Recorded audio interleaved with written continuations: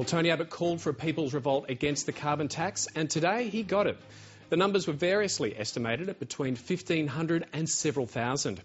The angry, banner-toting anti-tax protesters, many of whom came from interstate to the lawns of Parliament House, were addressed by the opposition leader. Political correspondent Tom Iggulden's report contains strong language.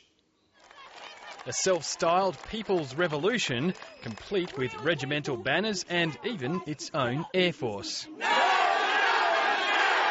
Sometimes you've just got to try and get the message to the government because they just don't listen to it. There were real rock stars and rock star receptions. Ladies and gentlemen, the Leader of the Opposition, Mr Tony Abbott. He called for the uprising against the tax, and today they responded.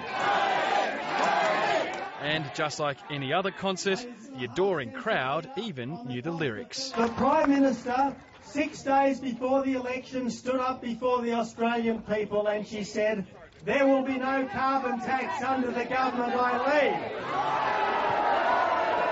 Another famous redhead was there, furthering, she said, her own prospects of electoral victory by opposing the carbon tax. We've got to stop our politicians just pushing this on to us. They're destroying our lifestyle, our way of life, our culture, our country. There was, however, one notable absence. I think Julia is chickened out. I think she's found something else to do rather than come out with the opposition. I asked this question on behalf of the thousands of people who were gathered outside Parliament House today, who the Prime Minister would not talk to. On the question of attending the rally outside Parliament House today, I'm not aware that I was invited, Mr Speaker, but as I understand it, the Leader of the Opposition did not lack for red-headed company out at that rally, Mr Speaker.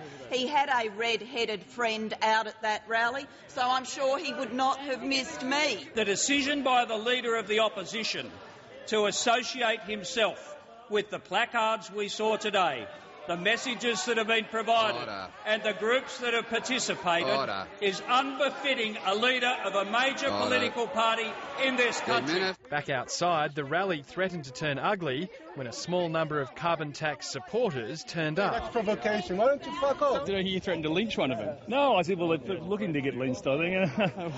That sounds a bit extremist, doesn't it? Oh, well, apparently we're all extremists, so, you know. Well, the crowd here has been calling Julie Gillard a bitch, a dictator and a liar, though they deny that they're extremists. This is just one edge, though, of a two-pronged attack on the carbon tax. At the other end of town, big businesses who say they'll be affected by the tax are calling it an act of economic suicide.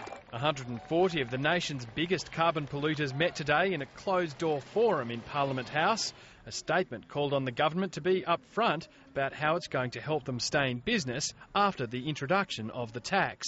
The government's climate change advisor has some ideas about how to ease that transition. If we're going to achieve what we have to achieve to avoid dangerous climate change, then we're going to have to spend a lot more on innovation. That's not what emitters have in mind. They want compensation to offset the effects of the tax.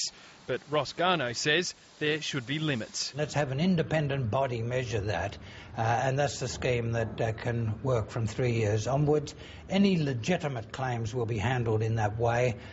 You will not get uneconomic contraction of Australian business if that approach is adopted. All signs point to more conflict ahead on the carbon tax.